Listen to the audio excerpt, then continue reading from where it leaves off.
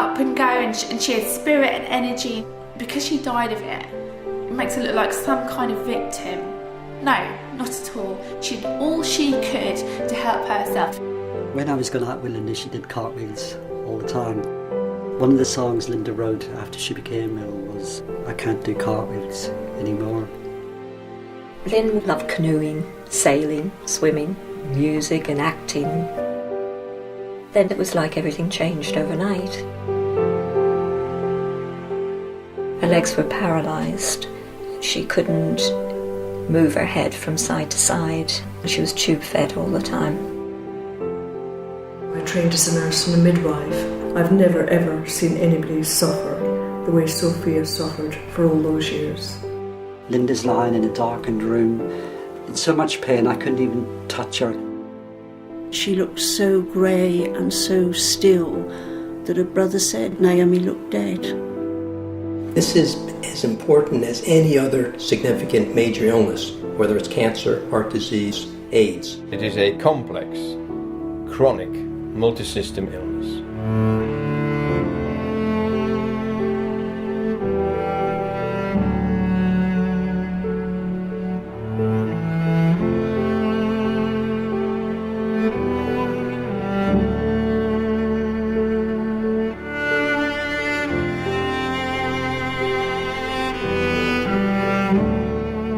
Some doctors don't believe in it, and if you don't believe in it and your patient has it, then there's a problem.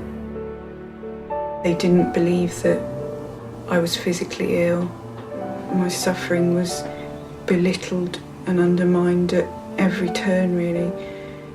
I was made to feel like I'd done something terribly wrong. She was thrown out of a medical practice. They just said, in our opinion, you're depressed. One doctor just said, you're afraid of standing.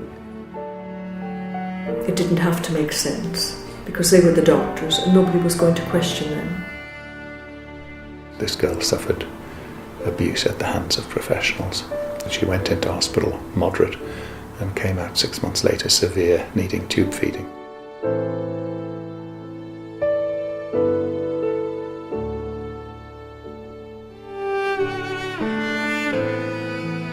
It is not a psychiatric illness. It's not an illness which is associated with mental and behavioural disorders. The psychiatrists that were involved with Lynn nearly destroyed her. I was denied any say in anything that happened to me. Her human rights were literally thrown away. These true horror stories where the families have really been abused by the professionals and by the court process, none of them have ever had any restitution, apology or damages. We have a national catastrophe on our hands, and we need to face that fact.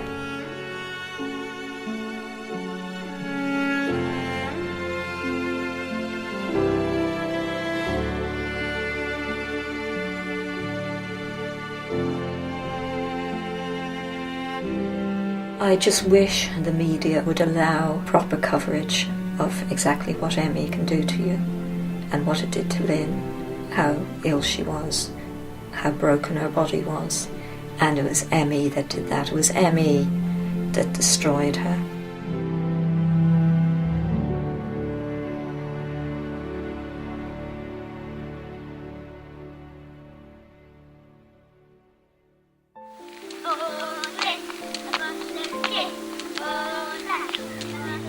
Naomi was a very bright child, full of life, loved everything she did. She was very creative and talented. She enjoyed playing the piano and the flute. She very much enjoyed playing with her brother and sister. They were all very close. We used to make up plays and dances, and we were always playing together. Loving it in the summer when you'd come home from school and go outside and play and ride your bike and then be called in for tea and just be eating it quickly so you could go out and play again. She was full of energy. She was just full of life. 1, 2, 3, stop, stop, stop!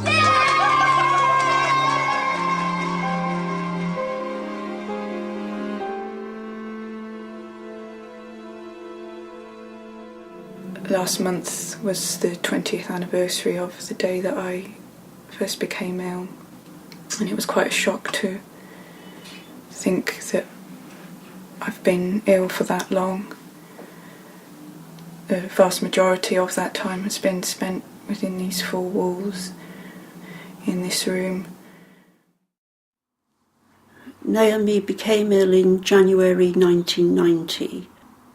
She had a cold flu type virus, but the difference was the symptoms didn't improve. In fact, they got steadily worse. ME is really a clinical syndrome. In other words, it's a recognised pattern of symptoms.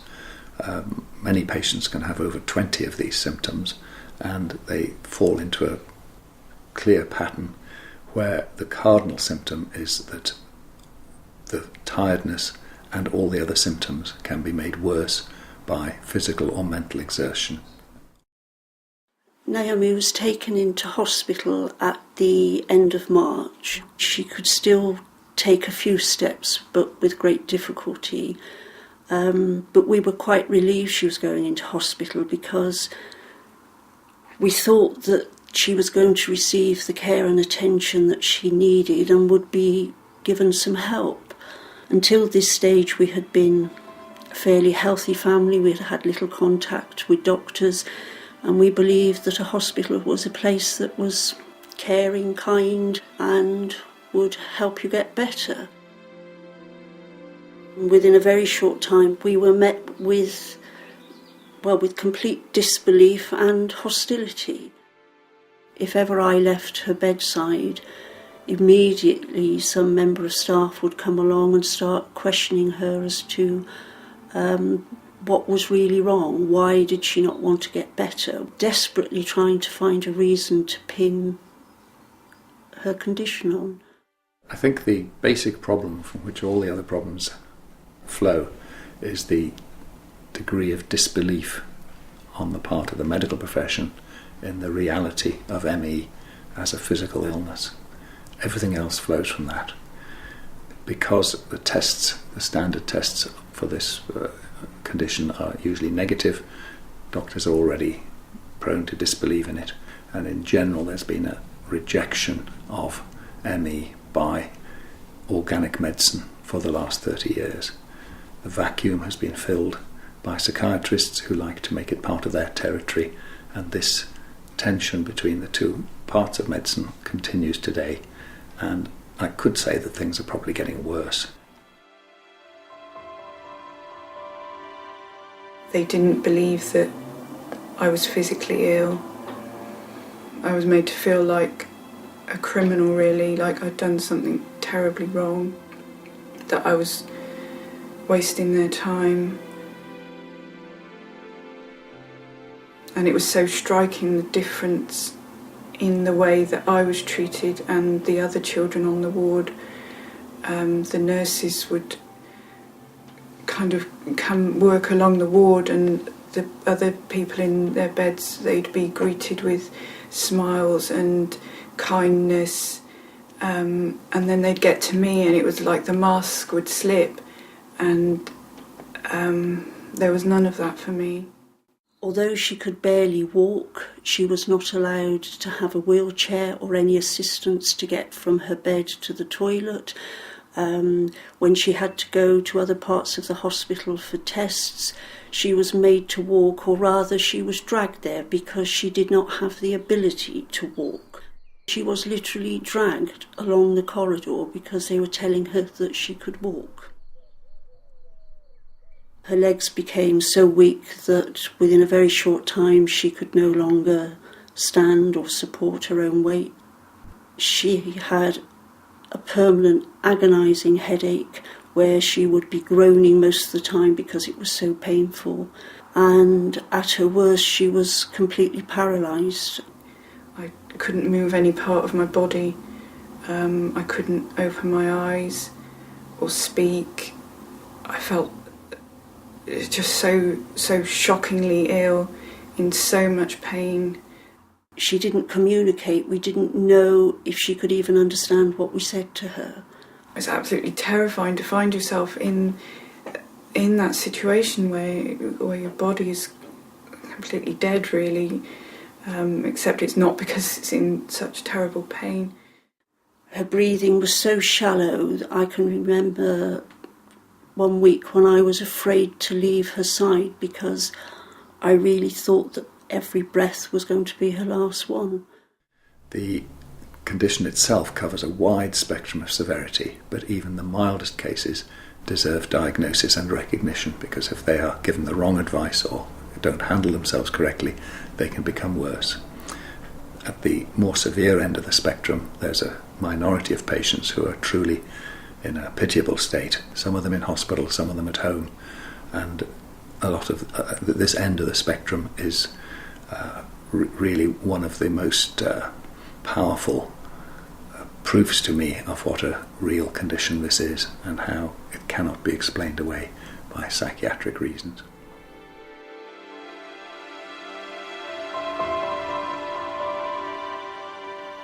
When Lynn was diagnosed in the beginning, it was by a paediatric consultant, and he put her on a regime of exercise. She had to do a certain amount of exercise, a certain amount of schoolwork, a certain amount of socialising, no matter how she felt. She tried to do that, and she was getting worse. But we believed that the doctor knew best, so we said to her she had to do it. And it took us a while to realise that this exercise regime that she was on was actually making her worse. And she just continued to deteriorate very rapidly. Lynn became so ill that she wasn't able to swallow anything, and it was imperative that she had help of some sort. She went to a clinic where there was an ME specialist, and we thought, wonderful, she's going to get some real help now.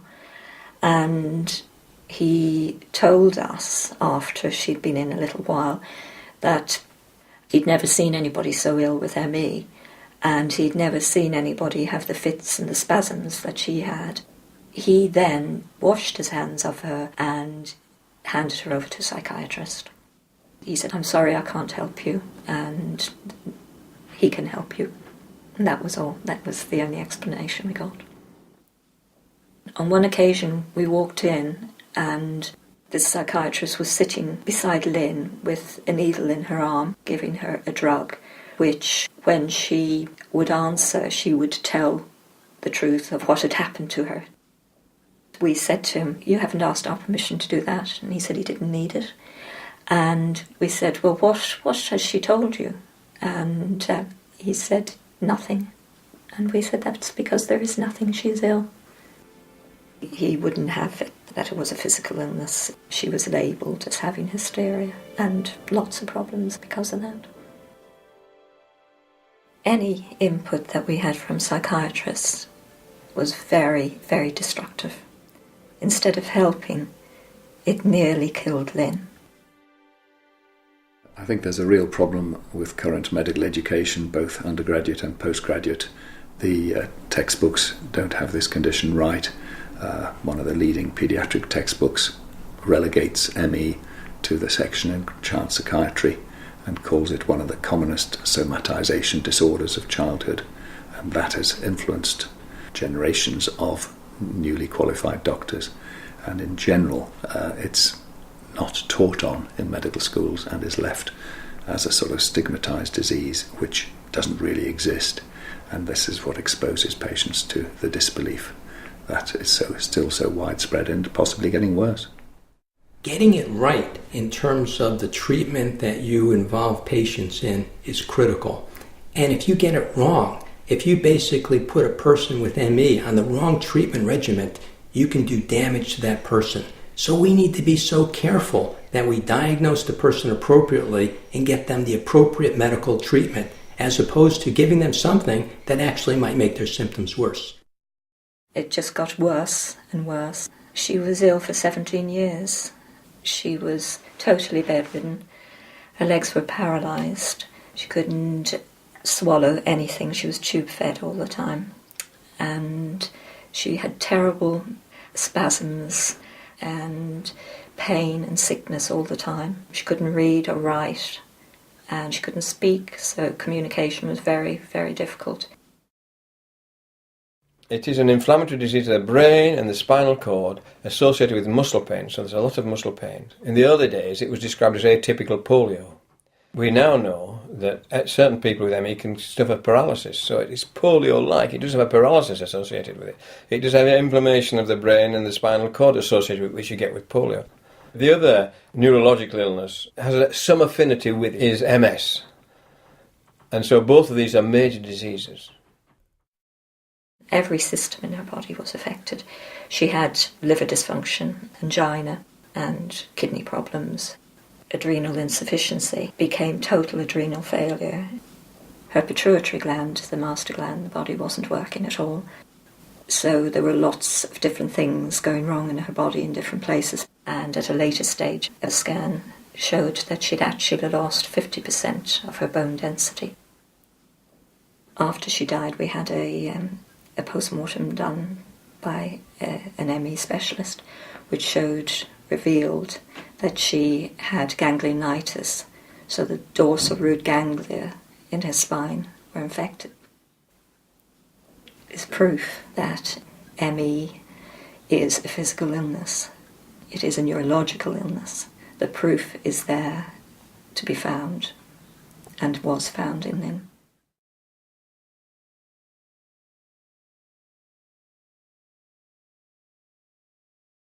The situation is grave. There are individuals who have the most significant medical problems, and they are being treated poorly. We have a healthcare system that is not attending to the needs that they have. Many individuals have given up. Many individuals have basically felt that their healthcare system, their governments, have abandoned them. These are individuals who are stigmatized, alienated. They've had the trauma of an illness and then the trauma of the healthcare system, and often family members as well as co-workers who don't get it. The reason they don't get it is because there's so much stigma against this illness. We have to change this. My parents were told that if I wasn't made to do things, that I would never get better. And their constant fear was that I was about to die, and they were told, well, that probably would happen if I wasn't forced to do things. And so I just lived in this constant fear of what was going to be forced upon me next. It was thought that this illness was in her mind, and so if she was given AIDS, it would just reinforce the fact to her that she was actually really ill. I would carry her downstairs for a while, and that's how it's continued over the years. On the whole, Naomi has met with disbelief and hostility. She has come across some helpful professionals, but even those tended to feel that the amount she recovered was dependent on the amount of effort she put into it. It's just as much effort to sit and get up as it is to get to that chair. Whatever you can do. Really, everybody she has met has put it to her that if she tried hard, she would get better. And all I can say is that if it was just to do with determination and effort, Naomi would have been running around within a couple of days. Oh, did it?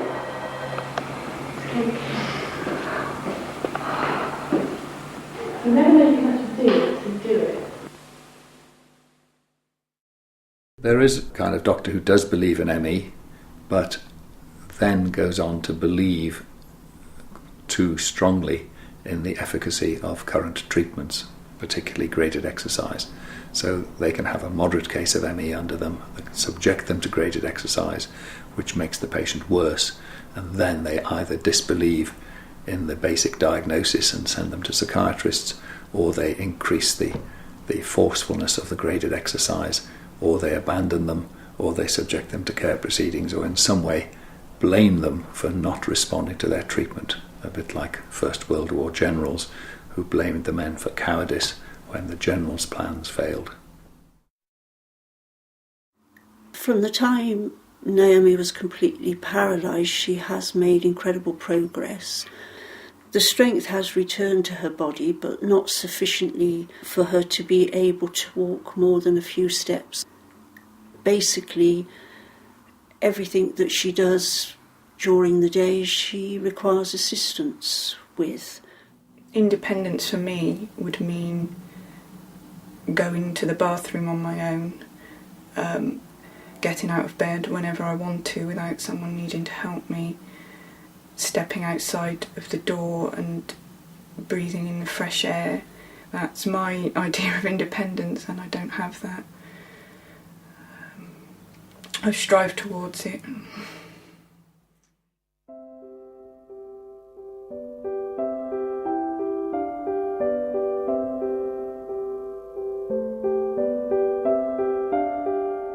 I gain a lot of pleasure from looking out of the window, particularly looking at the hills.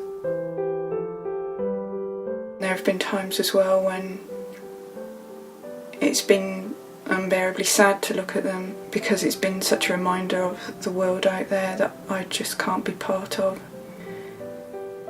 So desperately wishing that I could be out there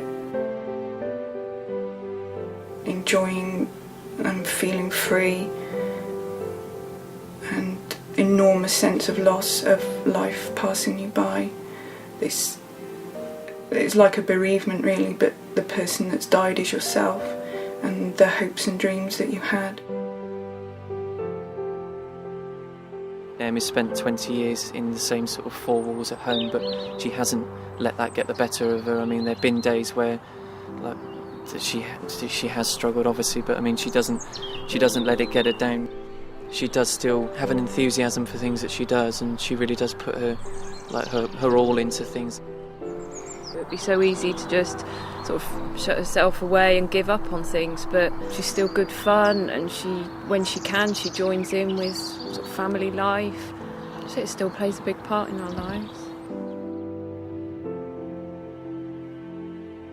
I think it's hard for people to appreciate just how ill Naomi is.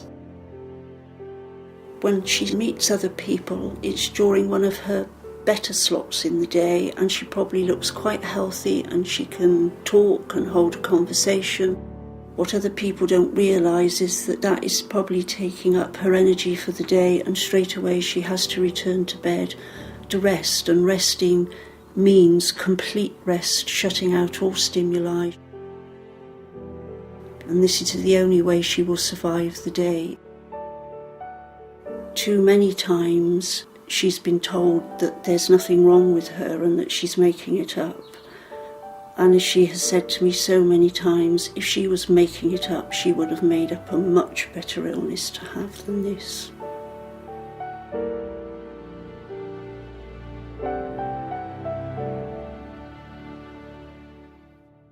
There is a consensus in the scientific field that individuals have incredible functional limitations.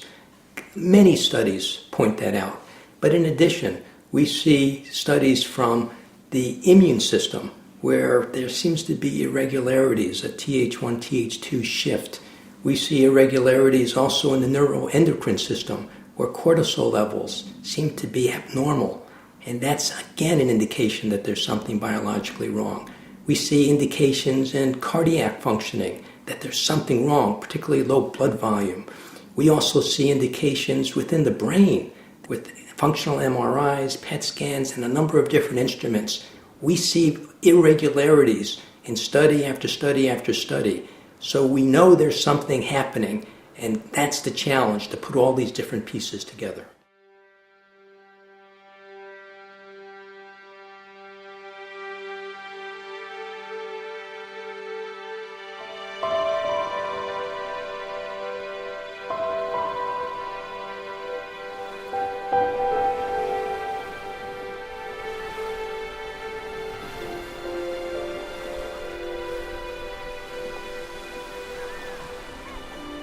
Well, I first met Linda when I went to a place where children with profound disabilities live. She was an aftercare worker. We used to go camping and we used to walk on many, many beaches. We loved beaches. That's why it breaks my heart she can't come to this beach.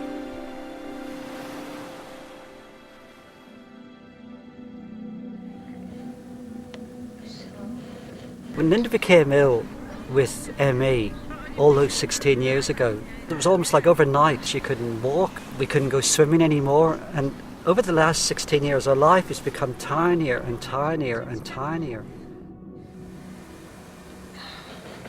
It's been such a struggle, especially in the early days when doctors just said that Linda was depressed, and I had no idea what was going on with Linda. To come to terms with that loss in our life, and to come to terms with the fact that we were very much on our own. One doctor, when Linda couldn't stand, just said, "You're afraid of standing." She was thrown out of a medical practice in the early days because they just said, in our opinion, you're depressed. After 4 years, we saw Dr. Betty Dowsett, and she diagnosed Linda as having very severe ME. Every day of my life is a struggle physically.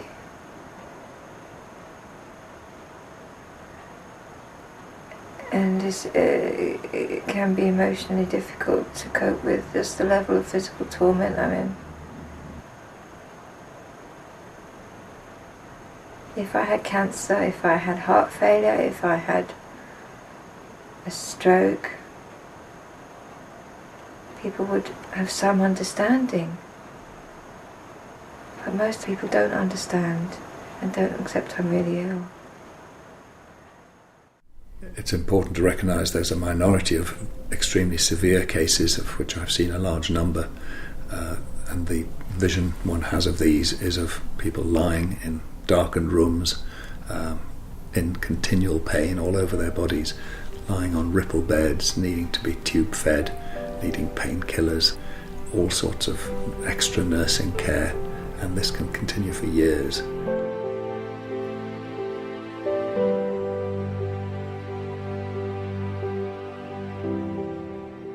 The paradox is they're the ones actually being treated the worst, who are most at risk of being abandoned by specialists, left to simple GP care and ignored by the system and by the media. They're even at risk of having their benefits cut. And this small minority of patients are being neglected by official medicine. We've got a fantastic GP here. Trouble is, there's nobody he can refer Linda to. He did refer her to a neurologist. It was the most humiliating experience. Poor Linda couldn't barely stand. I mean, it was amazing she got there in the first place, but he dismissed her after 15 minutes and said she just needed reassurance.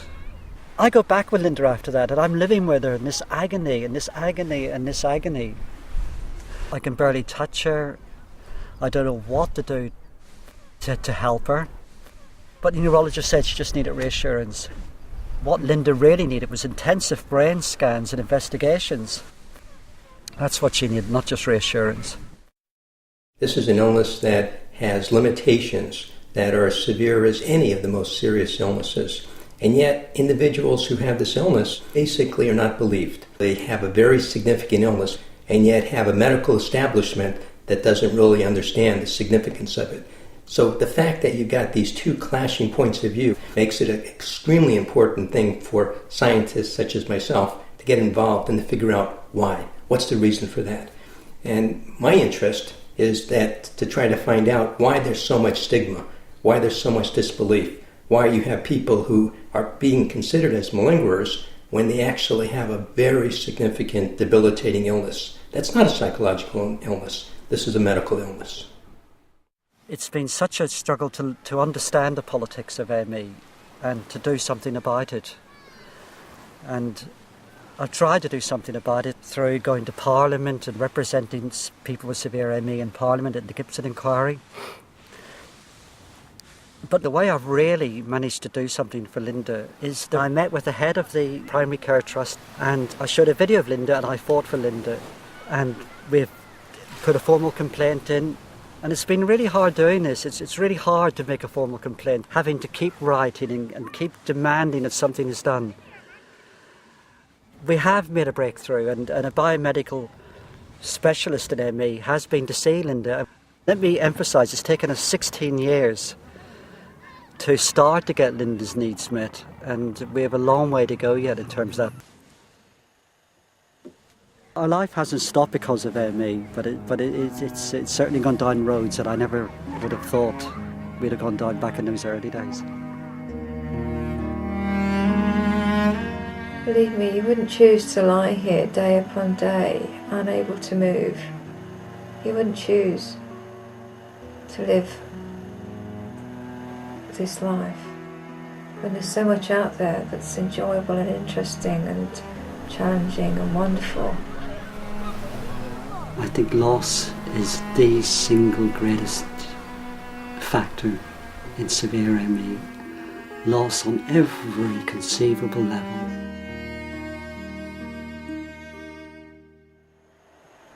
I am in absolute agony. I need to go to the toilet. I've been lying here for hours, but I cannot bear to be touched, even to be held.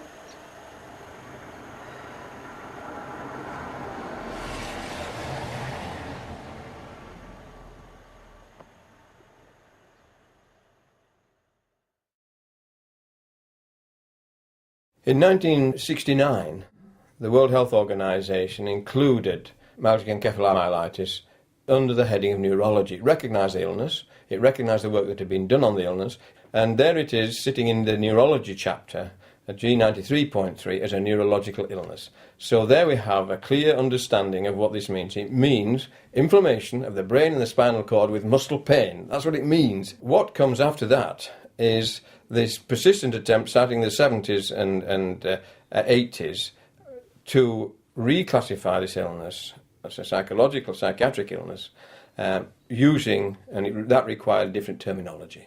And the terminology that was introduced against the wishes of the people in the States, and it was done in the States in the first place, was a 1988 conference where the term chronic fatigue syndrome was adopted. The consequence of this is that by just either dropping the chronic or dropping the syndrome, you can move the whole understanding of the disease and the whole base of the classification of the disease from neurology to mental and behavioural disorders. And chronic fatigue syndrome is now the reason why we are struggling with the big debate in science and medicine, and where patients have been absolutely sidelined. Chronic fatigue syndrome is a very trivializing name. Chronic fatigue syndrome is really like calling someone who has emphysema or bronchitis chronic cough syndrome. It just is not the symptom that really signifies the significance of those illnesses. ME is an illness that's extremely devastating and really has incredible functional limitations to patients. The fact that fatigue is so common in the population undermines its significance.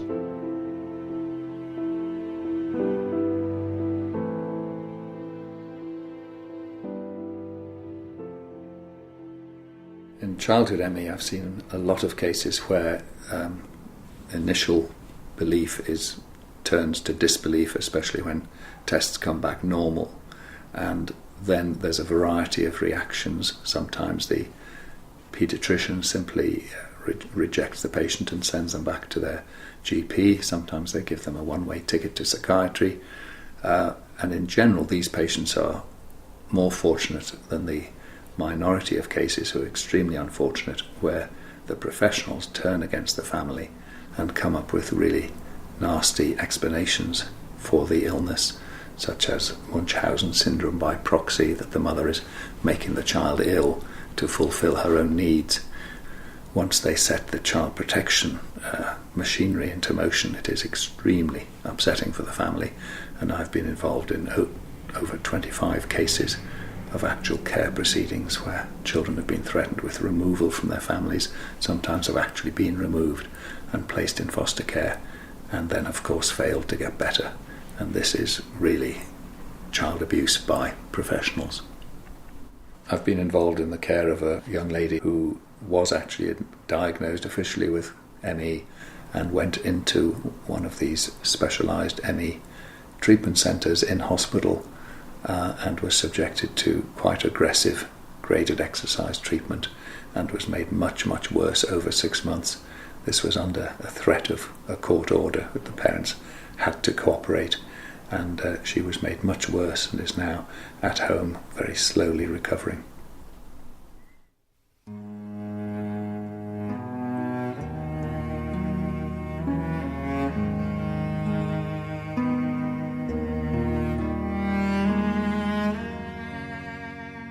About 7 years ago, our 8-year-old daughter, B, started to become ill.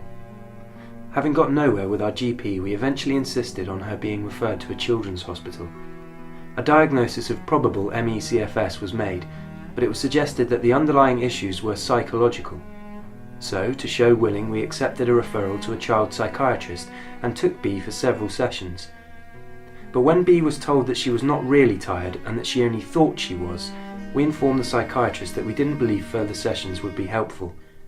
The psychiatrist then called a meeting involving social services, and a child in need plan was proposed, clearly stating that if we did not comply, they would initiate child protection proceedings.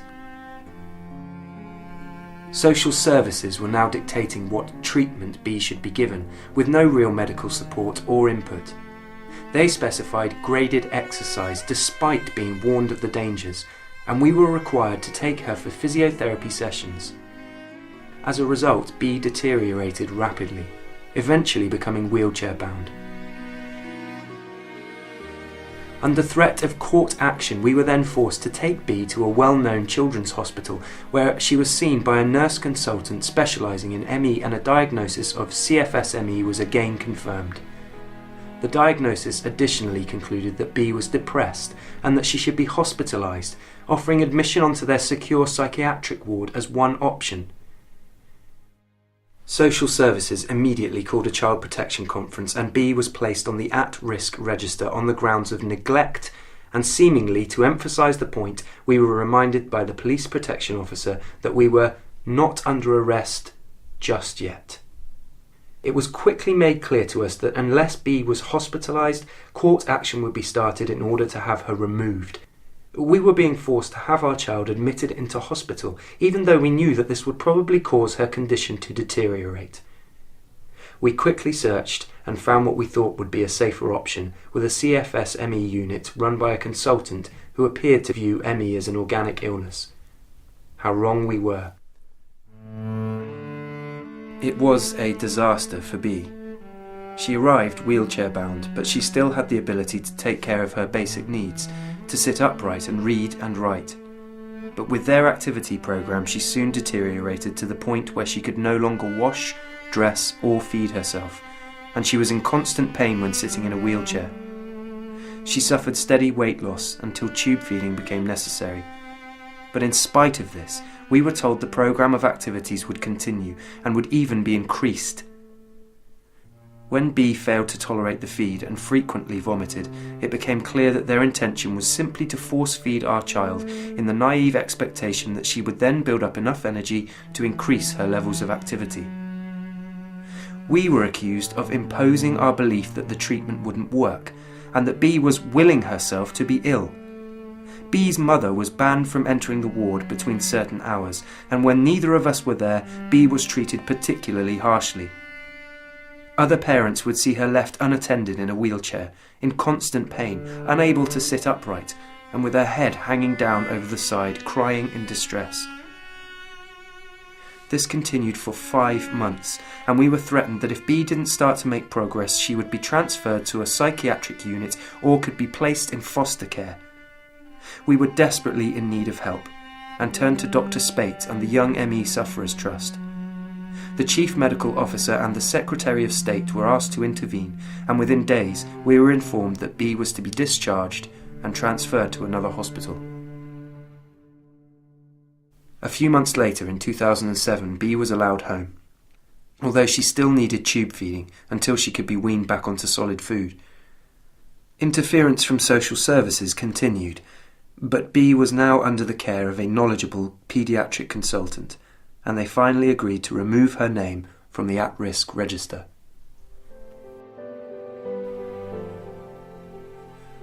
B is now 15.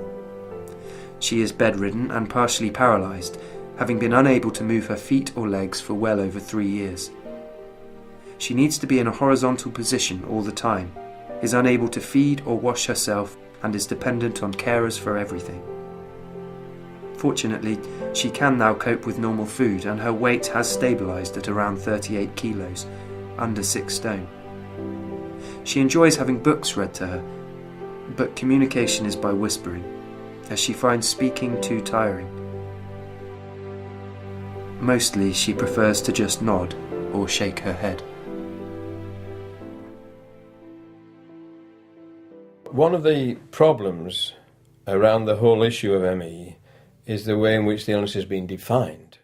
All science is based on having the same types of individuals so that we can make statements about their biology and statements about the different ways they react to treatments. So it's critically important to figure out who has this illness. The Oxford criteria and the Fukuda criteria are frequently used in Great Britain and other countries.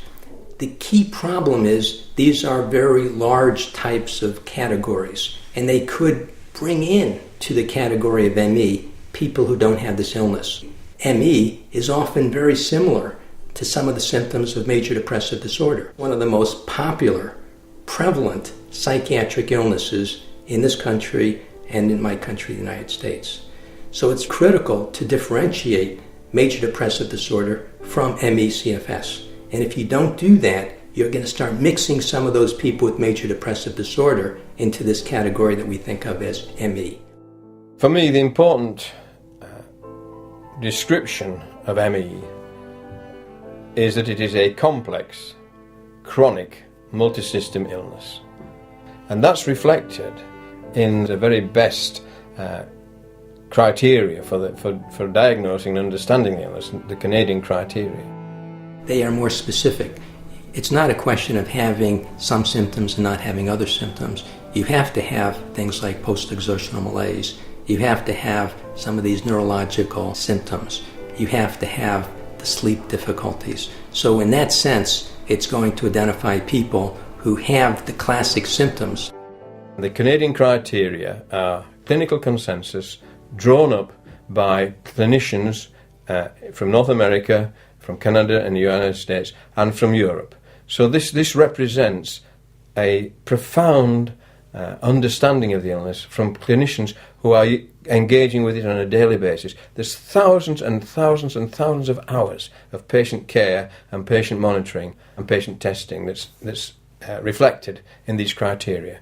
And the fact they're not being adopted is of great concern to me and to people with ME. The Canadian criteria are for clinicians, by clinicians, and clinicians should need to use them to examine their patients. We want to make sure we're studying people with ME and not major depressive disorder. And why that's so important is if you give an aerobic exercise or graded exercise or having activity as one of the primary things that you're pushing people to do more and more, people with major depressive disorder actually feel better. People with ME feel worse. This is an incredibly important differentiation to treatment. And yet, it's possible to put these two illnesses together because they share some symptoms. And that would be a major disservice because these two illnesses are different. Sophia was very outgoing, lively, funny, artist, loved travelling, lots of friends, music, your typical girl, but with an edge, you know. She'd had meningitis before, she'd had malaria twice, she'd had the usual run of illnesses, childhood illnesses and the usual stuff. She did yoga, she ate well, she took care of herself. When my mum told me Sophia had ME, I didn't know much about it, but I thought it was a bit of a lightweight illness and I wasn't worried. It took me a long time to realise just how ill Sophia was a long time. Not only was she in the darkness, but she also had pads over her eyes. She also had earplugs in her ears. She couldn't bear sound, not even the sound of a voice. She couldn't have visitors. She couldn't bear to be touched. All of these things, if they happened, they would make her more ill. She could no longer go to the doctors. The doctor had to come to see her. There would be huge, many months when her daytime would be night, and the doctor would want to see her, and she couldn't have it because the doctor didn't work at nights. The doctor had told me one day how lucky she was, because apparently she'd asked a number of psychiatrists to get involved in Sophia's case, and they all had refused. But now she had got a psychiatrist who was willing to be involved. The doctor got a social worker involved from the mental health team. The social worker came to see Sophia and wrote a report to say that, yes, Sophia was very ill, but she wasn't mentally ill. In spite of this assurance, the psychiatrist insisted on seeing my mum up at the mental hospital about Sophia, and the implication given was if my mum didn't attend this session, Sophia would suffer. So my mum went. He told me there and then that Sophia needs to get better in 6 months. And he said, if she doesn't get better in 6 months, he said, I'll section her in a mental hospital. Well, I had, as a nurse, obviously I'd dealt with people before, doctors before, I'd seen them. I'd never heard a doctor speak like this. And I said, well, you're going to section her. And can you tell me how much better Sophia is going to get because of you sectioning her? He said, it's none of your business. That's for the courts to decide. I think it was in May 2003, the doctor, the psychiatrist and the social worker arrived at the front door of Sophia's flat. I was asleep at the time because I had to sleep during the day, etc. But I told the carer not to let them in, so they wouldn't let them in. Then I was frightened. I was really frightened, because now I knew what the psychiatrist said was correct. He also said at the time that if I didn't let them in, he would get the police to smash the door down. And I had spoken about this with Sophia, and I had asked her what she wanted me to do. I would have done what she wanted. Nobody believed me. Nobody believed Sophia. So I made a video of her. Can you see any differences in yourself, or say from last July till now? I can talk more, I can move more, Mm-hmm. I'm eating much less food, I can have visitors, I'm thinking very clearly,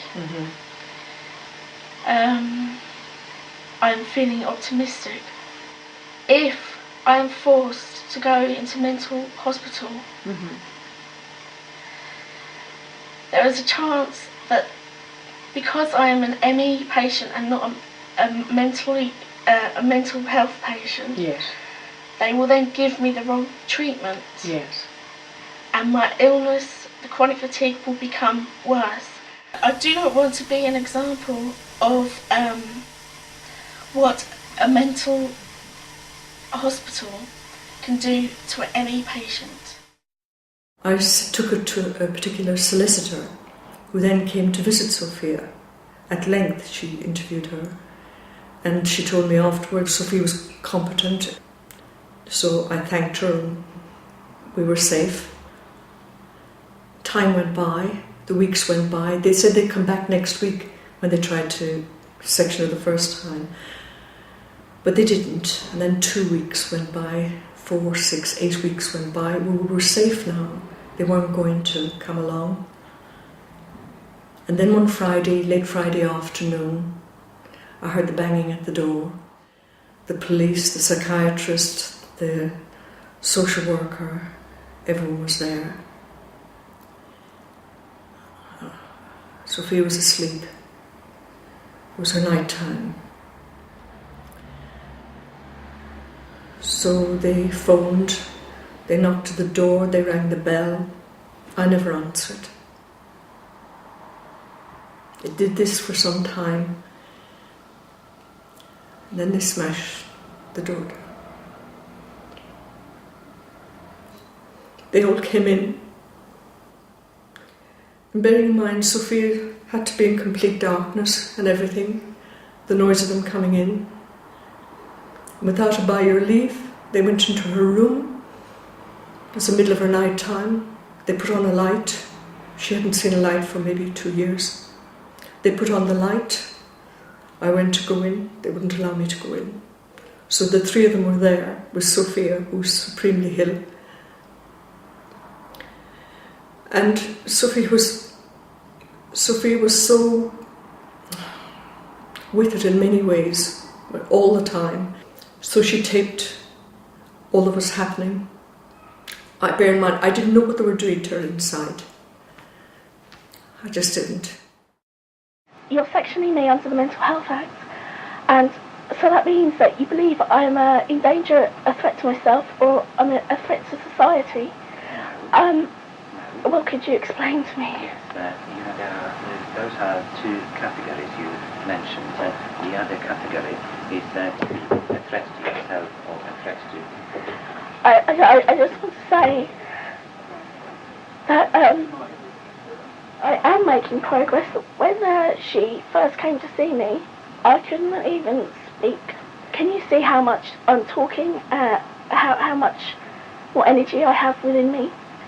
Yeah, that is much better this year, but I'm disappointed because last time I came in January it was much more lighter. If I do too much, if I move too much, if I talk too much, if I'm have too much light in my eyes or anything, my ME symptoms become worse. Yes. In your report, you said that you believed I was that I was in the right mind to make a decision. Please, could you?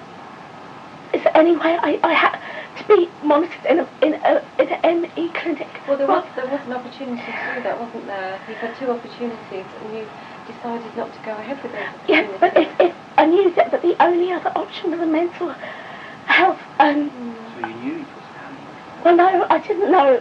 If I knew that the only other option was to be sectioned under the Mental Health Act, then I would have gone to the ME clinic.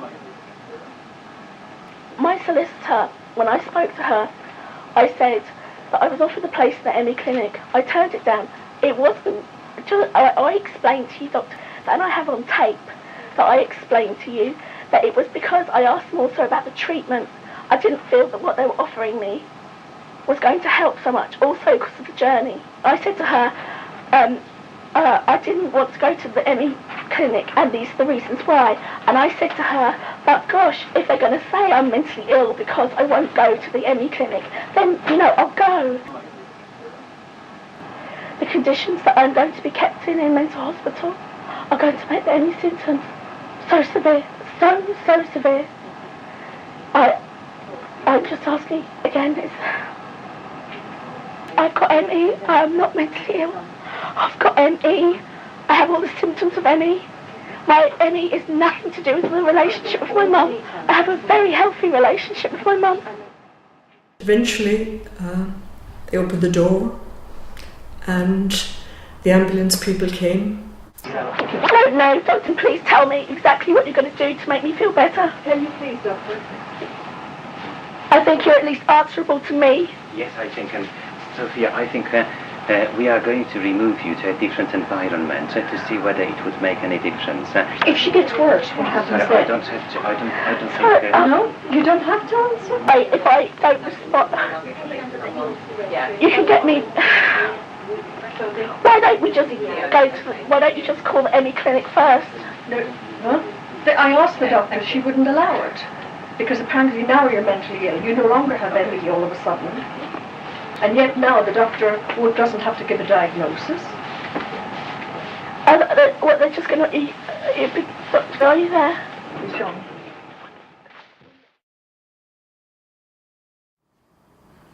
She was put in Sophia was put in a locked ward.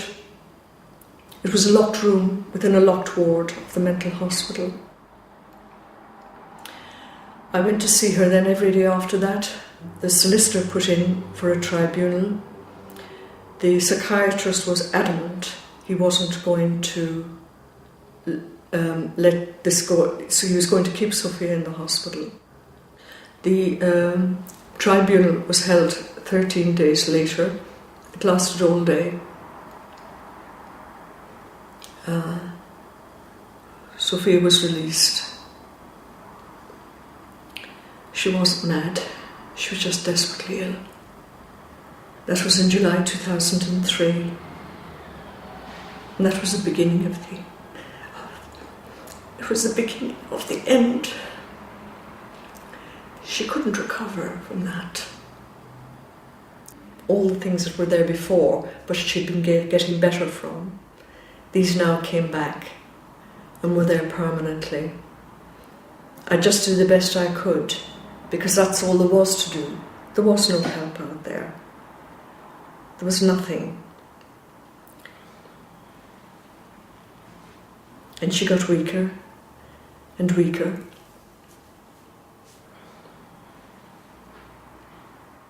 In the last few days, she couldn't move at all. She couldn't move and she couldn't eat. And she couldn't drink anything.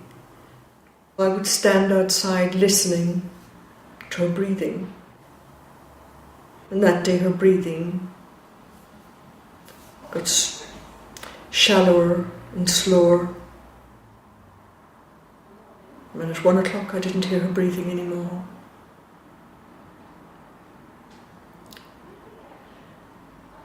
And I went into the room and I felt she was dead. But still I couldn't put on the light because Sophia couldn't bear the light.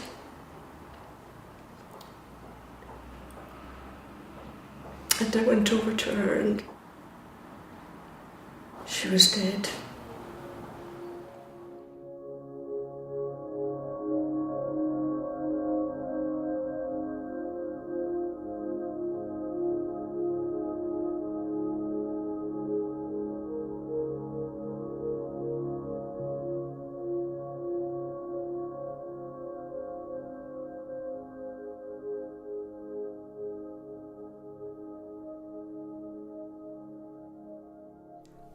After the post-mortem and inquest, there was proof of Sophia's physical illness, and my mum went with this proof to the General Medical Council to make a complaint about the way my sister was treated.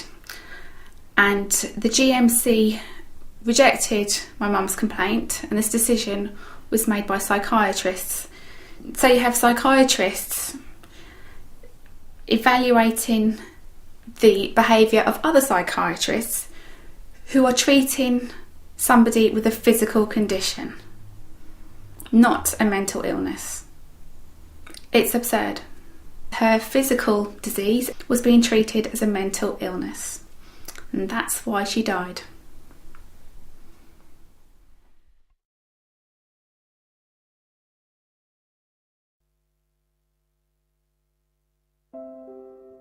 The deaths that are coming from ME are really frightening, because the suggestion that no one dies from ME is just simply untrue.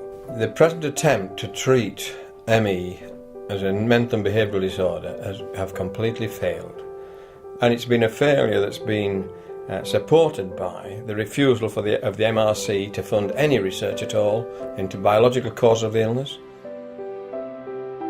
One of the worst statements I've ever seen is that the government funds to support policy. Well, this is policy. It's wrong policy. It's bad policy. It's destructive policy. It's deceptive policy. But we fund to support it because we are the government. And government actually has committed itself ideologically, in an almost Orwellian sense, to ensuring this illness is really to be regarded as mental and behavioural. And that is where the fault lies. My personal impression is that currently things are actually getting worse rather than getting better, and I think people are interpreting the NICE guidelines to feel compelled to involve psychiatrists and a multidisciplinary approach, and to have too much faith in graded exercise and cognitive behavioural therapy. There is an additional problem in that with the orthodoxy of the NICE guidelines coming in, a lot of doctors who are at the forefront of supporting and treating patients with ME, both adults and children, seem to be at professional risk of having complaints made about them to the GMC. Their patients are being deprived of their services, and other doctors are operating in a climate of fear. There seems to be a sort of new Stalinism coming into British medicine. The whole deception that's been practiced to maintain this stance is, I think, unacceptable now. We must really get to grips with the illness and listen to the people who've published thousands of papers showing it is a physical illness with a physical basis that can be addressed. I think what's needed now is the medical profession to take this condition on board, to accept responsibility for it as a physical illness, to do more research looking for biological causes for it, to downgrade the emphasis on psychiatry, and to improve medical education along these lines. If this condition hadn't been hijacked by psychiatry for 30 to 40 years, we would have found the cause for it by now. Things would be in a far better state.